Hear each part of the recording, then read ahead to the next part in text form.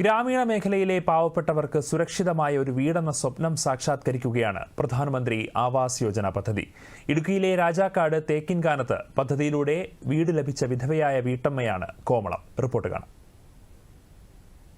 നിസ്സഹായരായവർക്കും കുറഞ്ഞ വരുമാനമുള്ളവർക്കും ഭവനം നൽകുക എന്നതാണ് പ്രധാനമന്ത്രി ആവാസ് യോജന ലക്ഷ്യമിടുന്നത്.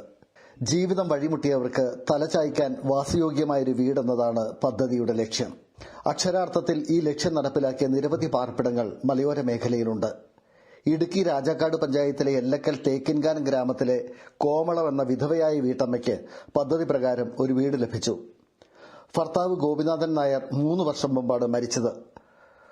മക്കളില്ലാത്ത ഈ വീട്ടമ്മയ്ക്ക് സുരക്ഷിതമായൊരു വീട് PMAY-യിലൂടെ പൂർത്തിയായി. എനിക്കൊരു പഴയ വീടായിരുന്നു, ഇടിഞ്ഞു പൊളിഞ്ഞു കിടന്ന വീടായിരുന്നു. പ്രധാനമന്ത്രിയുടെ ഇതിൽ നിന്ന് ഒരു വീട് കിട്ടി. ഇപ്പം വാസയോഗ്യമായ ഒരു വീട് അതിൽ കിടക്കാൻ പേടിക്കാതെ. എന്റെ ഭർത്താവ് മരിച്ചു പോയിട്ട് 3 കൊല്ലമായി. കൂലിപ്പണി ചെയ്തും പെൻഷൻ കിട്ടുന്ന കൊണ്ടാണ് വഴി.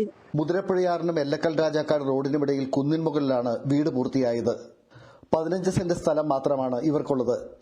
ഏത് സമയത്തും ഇടിഞ്ഞു പൊളിഞ്ഞ് നിലംപൊത്താറായ പഴയ വീടിന്റെ ദുരവസ്ഥയും ഒറ്റയ്ക്ക് കഴിയുന്ന ഈ അമ്മയുടെ ദുരിതവും മനസ്സിലാക്കിയാണ് രാജാക്കാട് ഗ്രാമപഞ്ചായത്ത് പ്രതിനിധികൾ കോമളത്തിന് വീട് അനുവദിച്ചത്.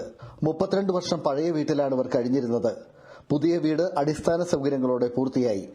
ശുചിമുറി ഉൾപ്പെടെയുള്ള സൗകര്യങ്ങളും ദേശീയ ഗ്രാമീണ തൊഴിലുറപ്പ് പദ്ധതിയിൽ ഉൾപ്പെടുത്തി പൂർത്തിയാക്കി. വീടിനോട് ചേർന്നുള്ള മൺതിട്ട നീക്കി സുരക്ഷിതമാക്കണമെന്നതാണ് ഈ അമ്മയുടെ ആഗ്രഹം. എല്ലക്കൽ രാജാക്കാട് റോഡ് വികസനം നടക്കുന്നതിനാൽ തന്റെ വീട്ടിലേക്ക് സുഗമമായി നടന്നെത്താൻ ഒരു വഴിയുണ്ടാകണമെന്നും ഈ അമ്മ ആഗ്രഹിക്കുന്നു.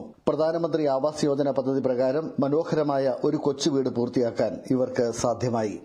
ആന്റണി മുനിയറ, ദൂരദർശൻ ന്യൂസ്, ഇടുക്കി.